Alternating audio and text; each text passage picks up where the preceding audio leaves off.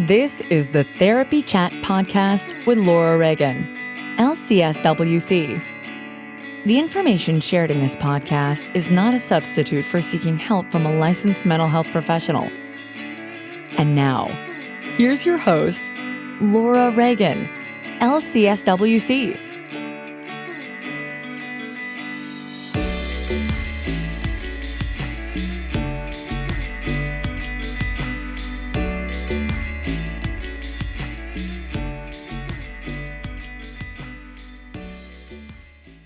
Hi, welcome back to Therapy Chat. I'm your host, Laura Reagan, and with me today are Karen Onderko and Dr. Stephen Porges, authors of the new book, Safe and Sound, A Polyvagal Approach for Connection, Change, and Healing. I'm so grateful to both of you for being here today. Thank you so much. Well, thank you, Laura. Thank you for inviting us. Yeah, you're welcome. So I'm really excited to talk to you about SSP and this book. The protocol is something that's super valuable and a lot of people are talking about it. And I hope to dig into why you wrote this book, who SSP is for, how, it can benefit each of us in the world. And let's start off, though, by if both of you would just take a moment and tell a little bit about who you are, just for context for the listeners.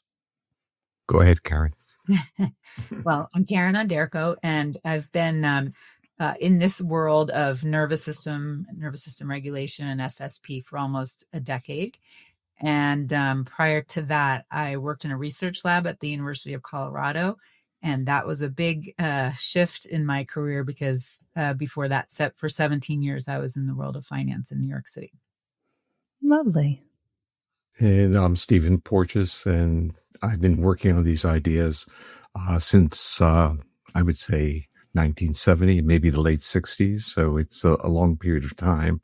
And the transition for me was, how do you take ideas and bring them into practice? And that's, as every academic has attempted to do, one of the greatest or most frustrating things to do. You have a vision, but now you need to be able to translate that vision into a practical reality.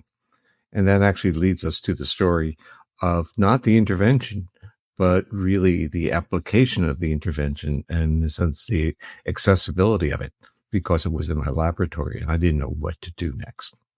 I was getting remarkable effects, but we first have to give you a little background, because if you have a crying baby, how do you calm the baby? Well, you use a prosodic voice, meaning the voice is melodic. If you have a kitten or a cat, or let's even say a rescue dog, how do you approach your pets? With a very voice with intonation. And in fact, we've done a study where mothers are required to calm their babies. And the question is whether the baby calms down or not. And it's virtually totally dependent upon the intonation of their voice. So if the voice is more melodic, the heart rate slows up and their distressful behaviors disappear. So wired into our nervous system is literally a seeking system that is looking for signals of safety. And it's evolved with with mammals, because mammals, unlike their vertebrate ancestors, what came before, are a social species.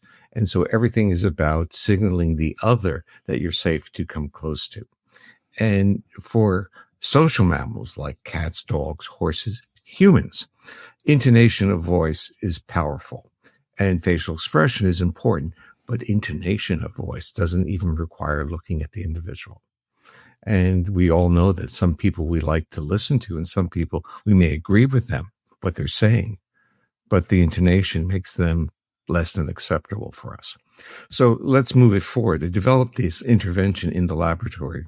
I called it the Listening Project Protocol, quite a agnostic type of title.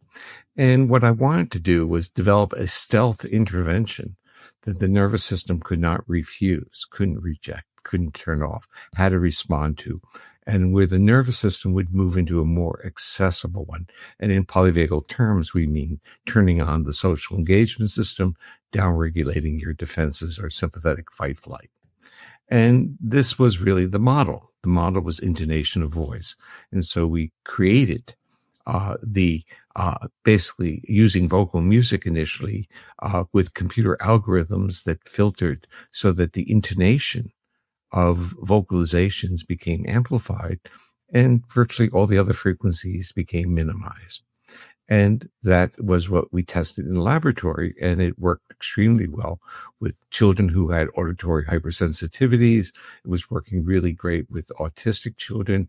And for some of them, they no longer fit the diagnosis afterwards because their hypersensitivities were down. It didn't change the way they literally related to the world in general, but it changed their reactivity to the world. And so they became less of a burden. And it was extraordinarily interesting to watch an autistic kid who went through the protocol, which was 5 1 hours, turn and look towards me. Like, this is what one individual did. After 5 hours, I walk into the room where he was getting the intervention. He turns towards me, puts out his arm, and says, "Good morning, Dr. Porges," with face-to-face eye contact.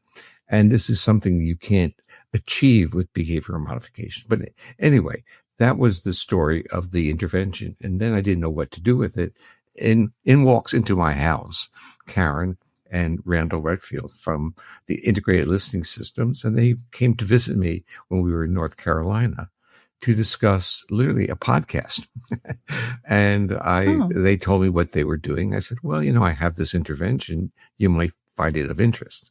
And that's how it worked. And what I would say the most fortuitous moment was the fact that Karen got interested in it and got excited. And she became the steward of Polyvagal Theory and the Safe and Sound Protocol within the Unite organization. And she created this wonderful relationship with the providers. And the book is really the product of Karen's relationship with the providers, because we would get emails. She got emails and I would get emails about people who had experiences. And I would contact her and said, "Save this because we'll write a book sometime." And so the idea was to give voice to those who had experienced a transformation from something that hypothetically or theoretically is really simple. It's just saying, can my body feel safe enough so that I can engage another? And the stories were just profound and interesting. So from my perspective, the goal is not the book as a manual for SSP, but the book as providing a portal for the users, for the clients and the providers to have a voice of what they observed. Mm-hmm. I can't tell you those early months when we were meeting after we had decided to collaborate on the listening project protocol, which then became the Safe and Sound protocol. And we had weekly meetings where we would talk about what the next steps were, what we were focusing on. And we started every meeting with a story. That was the first thing we always talked about, was what we were hearing from users, because we were learning so much from them. And also they were kind of astonishing, the idea that cues of safety in the form of frequencies of music could allow someone to feel safer and downregulate their defensiveness was just playing out in real time and in these stories. There was one young girl, she was about 9, and her father did the SSP with her. And she said, he asked her how she felt afterwards. And she said, she actually wasn't a native English speaker, but this is how it translated. She said, "My stomach has a smile with eyes that blink very happy." And I think she did this, with eyes that blink very happy. So just to hear the stories of the visceral impact, and then the changes that it made and the ways that it affected themselves, their relationships in their families and in their schools, were just astounding. And yes, we did keep those stories, and they are filtered throughout the book. That's amazing. The visceral, literally visceral, stomach has a smile with blinking eyes. I'm curious, what made you think this was needed? Like, how did it start? Are you a parent? Yeah. Or a teacher? basically what we see is individuals who become physiologically dysregulated, biobehaviorally dysregulated, and they don't respond to simple words like calm down, have something to eat, sit down, or do your homework. It just doesn't work because their body is in a state that's supporting both defensive behaviors, but also hypersensitivities. So their threshold to react is lower when they are in a state of, let's say, mobilization or threat. So the portal of treatment has to more efficiently hit the viscera, hit the body, hit the autonomic nervous system, as opposed to the intelligent, conscious agency of our cortex. So in a sense, I used to say that if the cortex ran the show, no one would be depressed, no one would be anxious.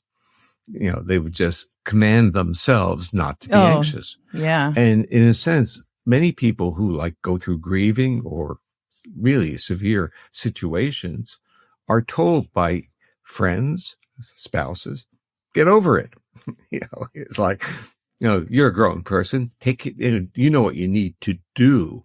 And so we have a culture that is continually giving us signals to suppress the feedback that our gut, our body is giving us.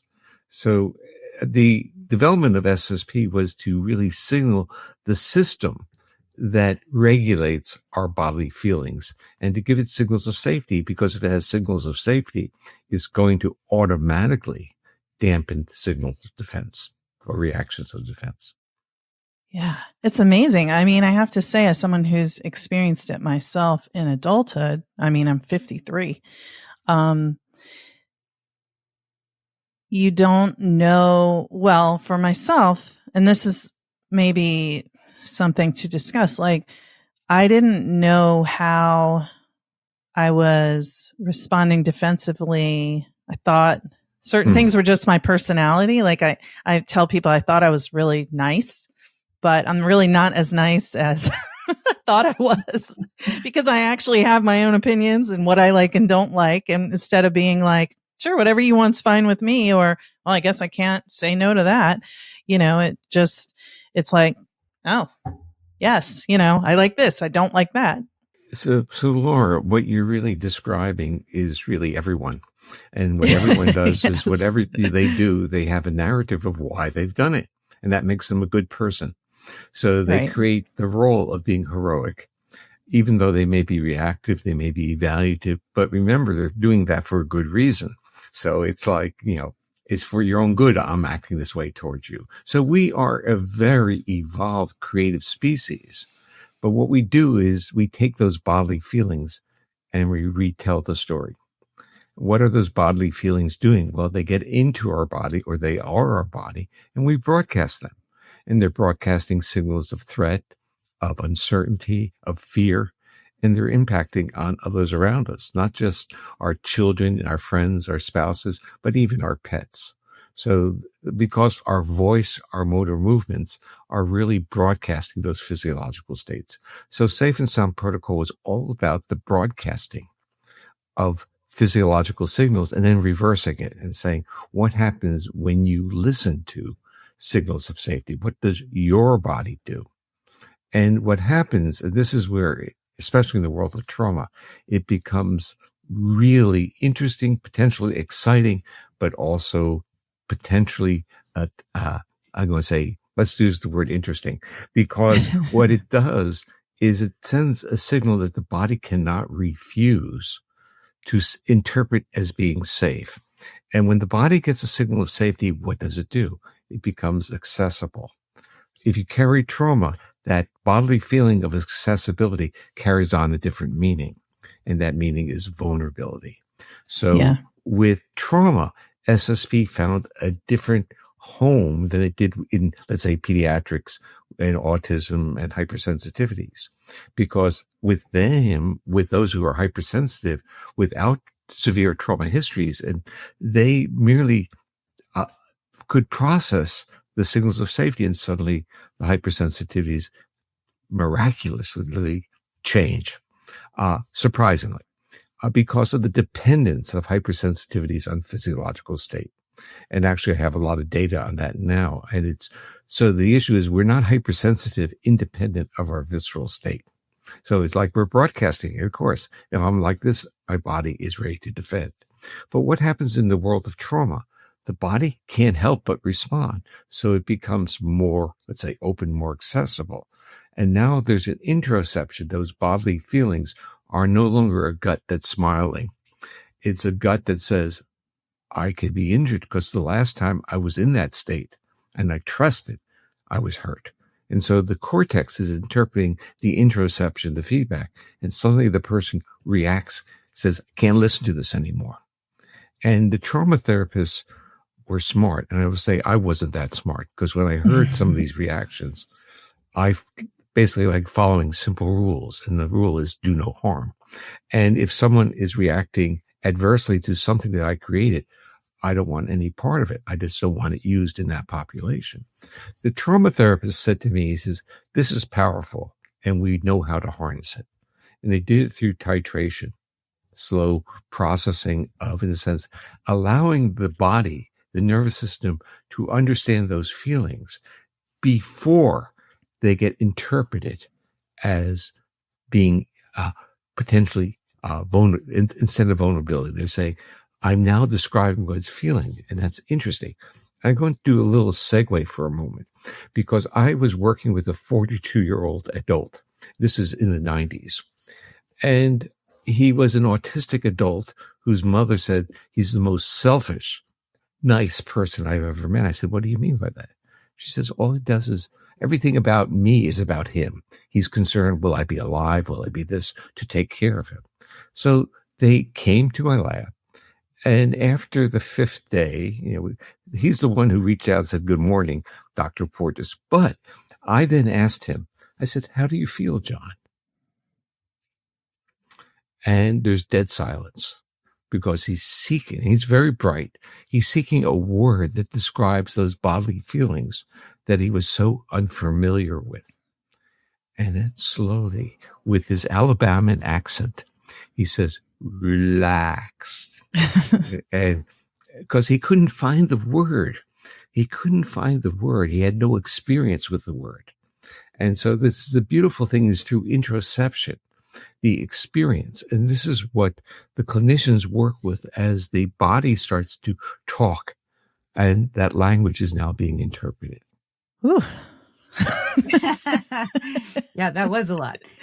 But what I picked up from that discussion was that the titration of SSP music is so important, in particular for adults who have complex trauma or any kinds of trauma, because the signals, the cues of safety do actually just directly affect the nervous system without any intention or effort or thoughts on the listener's part, and then they react.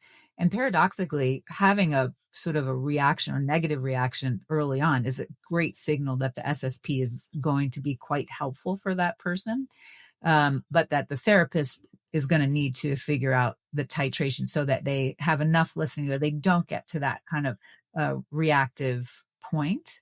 And that was the learning during those early years when the world of trauma kind of embraced the SSP.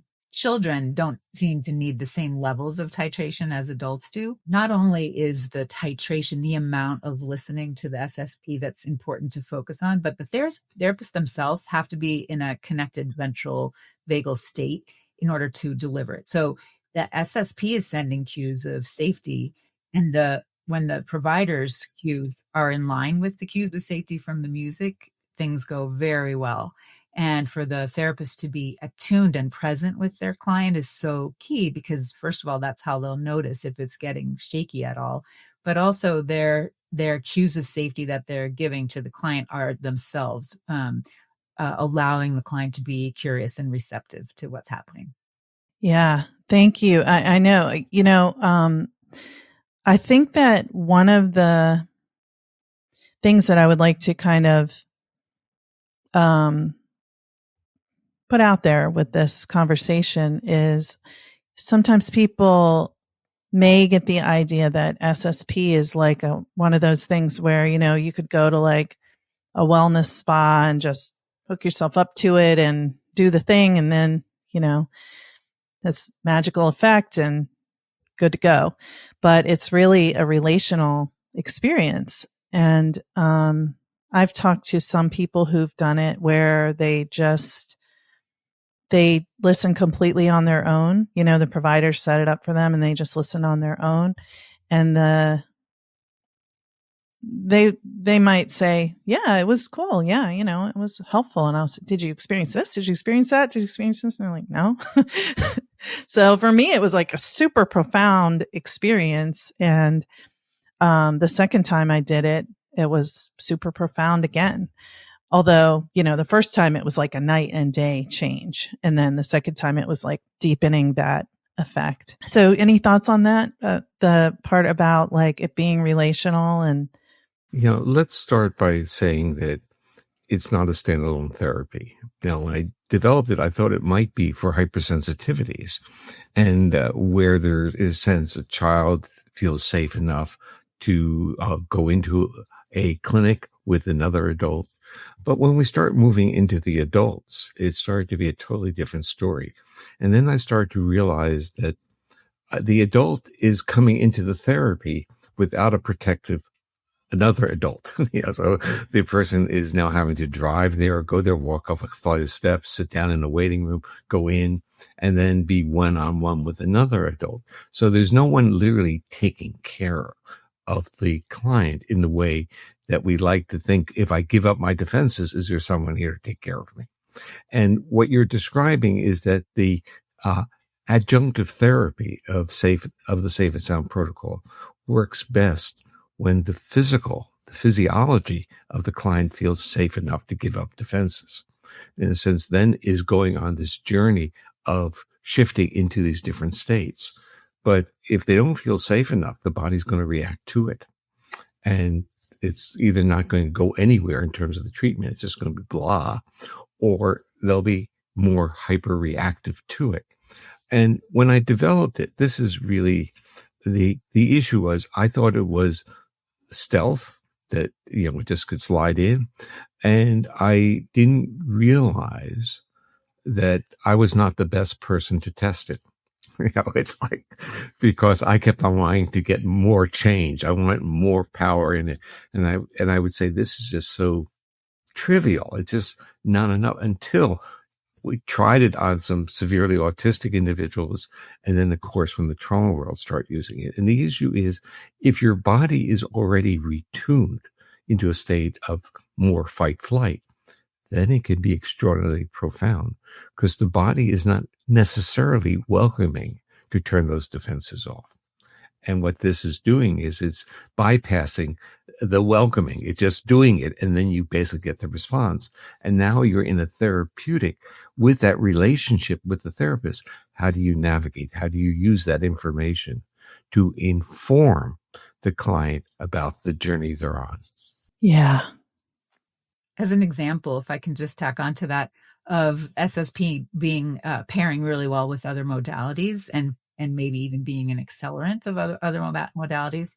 The Meadows, an addiction rehab facility, uses the SSP in the practice that they offer, and they always start with SSP. That's the first modality that they use, because they know that if they can help the client's bodies to calm down and be open, that everything that follows will go more smoothly and more easily.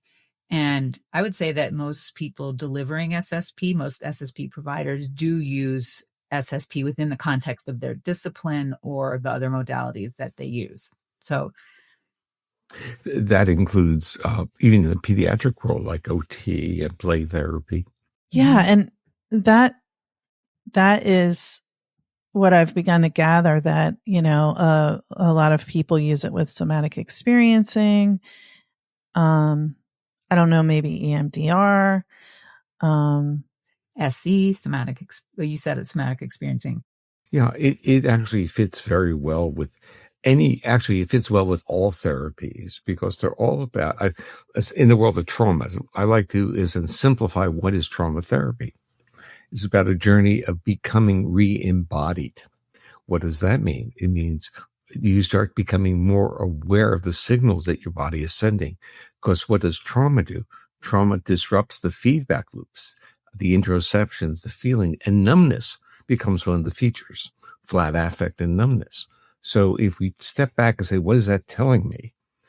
It's telling me that they're actively, to survive, the body has shifted state, downregulated visceral bodily feedback, and optimized detection of threat. So there you have hypersensitivities, you have flat affect, and then you also have other features like selective eating, because that's also violation of expectancy is threat.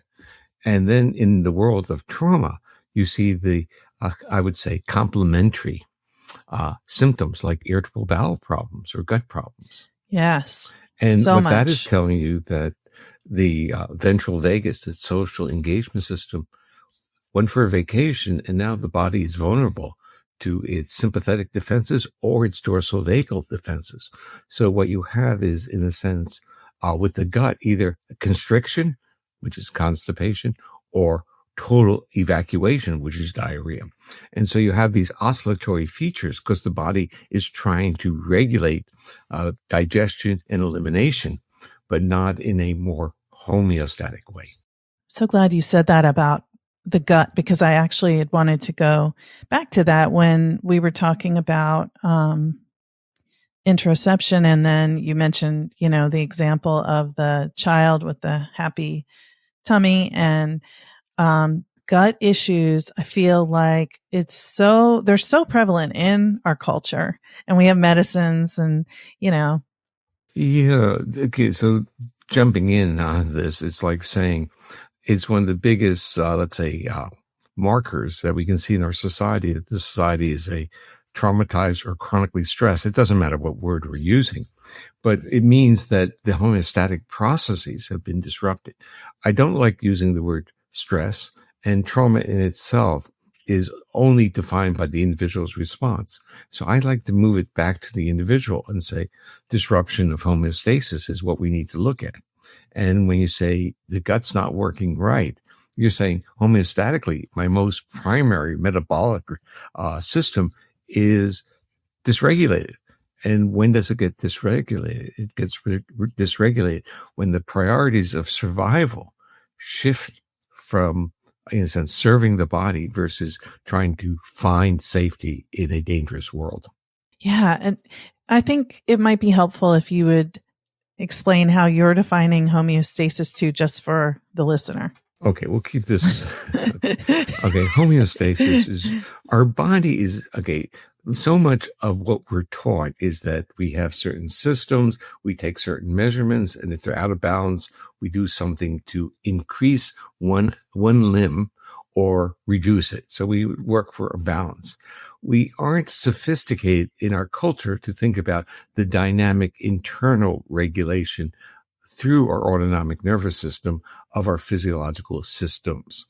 And what they do is they have rhythms. So you have a digestive rhythm, and you can actually measure that in your gut, and it's very slow rhythms. And you have heart rate variability, which people measure. They don't know what it really means, but they measure it and they say if it's high, it's good. And that's also rhythms that are being reflected in the heart rate, but they tend to be breathing rhythms. They tend to be vascular rhythms. So the body has numerous rhythms, and those rhythms are telling us if the feedback systems between the organ and the brainstem are working. Because when you see these rhythms in the gut, in the heart, the rhythms are coming from the brain down, but they're responding to what those organs are sending up to the brain. And so if we take a real simple model and saying depression of rhythms is stress, is disruption of homeostasis, is what we have in virtually it becomes a common core among many disorders, both physical and mental, the disruption of those homeostatic processes. The body doesn't seem to discriminate, or let's say the nervous system, between mental threat and physical threat, meaning mental illness and physical illness. Threat is threat. A pathogen is threat, like COVID.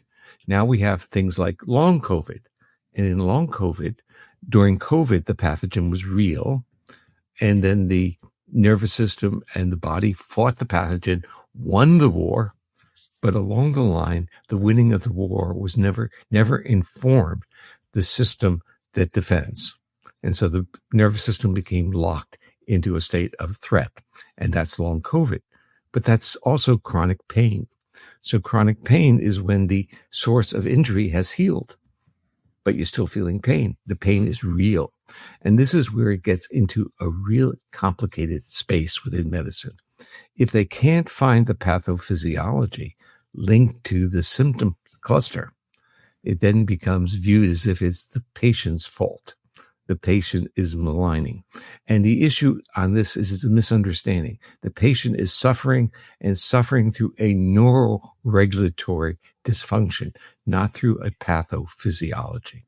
And so signaling the nervous system is the way to get it moving back. And of course, we're seeing a lot of research and even tools like vagal nerve stimulators, which are really stimulating that sensory feedback to say that things are okay, and they have very positive effects on the body. So with the vagus nerve stimulation, it's basically viewed as hacking the body. And the Safe and Sound protocol is using an auditory signal that also impacts on the brainstem to basically say, you're safe, go back to regulating your organs. Well, thank you. Thank you for that explanation. And one of the things that's in the book is if I hope I get this right, that the vagus nerve stimulators are like permanently in the body, and SSP is something that can be, titrated. Yeah. The issue is the simple bit. SSP is a neural exercise. So it's like any form of exercise. You challenge the system, you relax the challenge, you increase the challenge. So there's a program of challenging the system until the system becomes more, let's say, fluid, more flexible. Vagal nerve stimulators originally were implanted, but now they're using the auricular afferents of the vagus in the ear, and there's some that are really using electrical stimulation on the neck. So it looks like a electric razor, and you put it against the neck. The part of both those models is that they're not truly neural exercises. I view them as more on the prosthesis side. But okay. I think the protocols that they use will determine whether they're neural exercises or prosthesis. Meaning if it has a program of stimulation and then challenge and then stimulation, where the nervous system becomes more accustomed to the feedback loop working. Thank you for that explanation. I think, people want to understand these differences. So I really appreciate that you're taking the time to explain that. Anything you want to say, Karen? I would just put it in other words to sort of have it come at it from another angle, is that what's happening with SSP, with the music, as the music filtration shifts throughout the listening, is that you're engaging and disengaging the vagal brake. Well, your nervous system is engaging and disengaging the vagal brake. And that practice of shifting through your states actually improves the capacity to do that. So it allows you to be better able to find balance in your nervous system and flexibility in your nervous system because you've been giving it this neural exercise. Thank you. Yes, that helps too. So let's talk about what you've found. I know you said the first third of the book is like the research, some of the research on SSP. Can you talk about what the findings have been? Like what change does it create? You've talked about how it can be helpful with autism and how it can be helpful with trauma.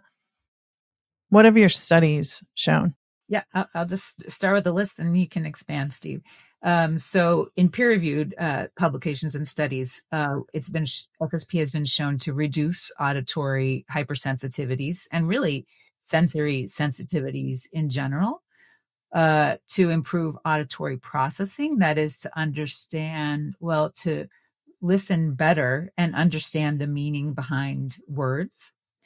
It can reduce symptoms. It's been proven to reduce symptoms of anxiety and depression, to improve emotional control, to calm the nervous system and make someone more accessible to engagement, promoting social engagement.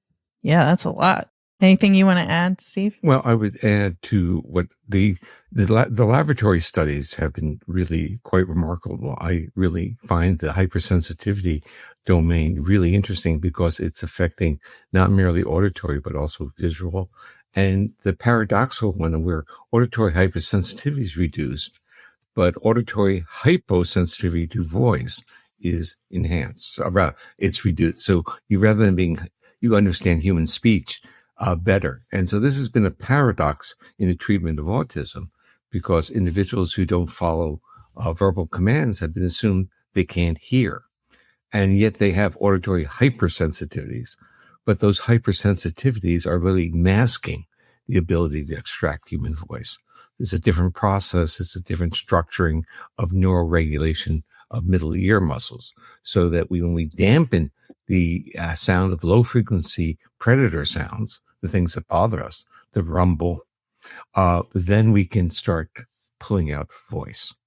So that's important. The other part I wanted to bring up was what I really have a smile on my face because I really want the tool used in clinical practice as an adjunctive tool. And that's where Unite on its webpage even has its own studies of case studies on dashboards with several hundred. And what it does is it basically reduces symptoms of anxiety, depression, even symptoms of PTSD. And on the pediatric scales, it also increases, I would say, more organized behavior and emotional regulation. But beyond that, what's interesting is when they use it within their protocols of the treatment, on these scales, the child or the adult is moving from a rating of concern to a normative level. And that to me was really important. Not merely does it reduce these symptoms, but now with these survey tools, it moves them into the level of normal behavior.